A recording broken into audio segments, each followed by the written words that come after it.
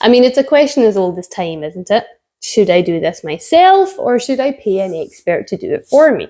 And the answer is always the same. It's entirely what you feel comfortable with. I personally focus on the court example. So if I was in court, could I read all the law books under the sun? Probably.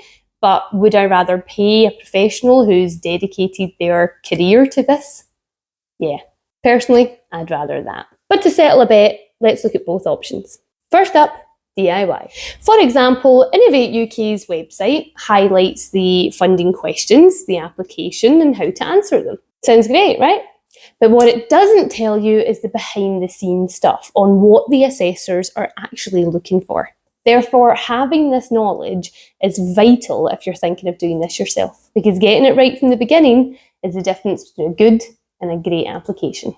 Okie dokie, let's look at now why you might pay a specialist. First of all, it's in the name, right? They're experts. They've dedicated their professional careers to knowing the ins and outs of this precise topic. Second of all, they know the language that assessors use across a multitude of industries: pharmaceutical, medical, manufacturing. Third of all, they know all the loops and hoops to jump through to streamline the process. And they know what pots are better for you, meaning that you might actually not need to compete against the big boys. There might be better or quicker or easier ways to get your funds by simply tweaking your pitch. And I'm leaving this one till last because it's the most important one. They are saving you on time, resources, and stress.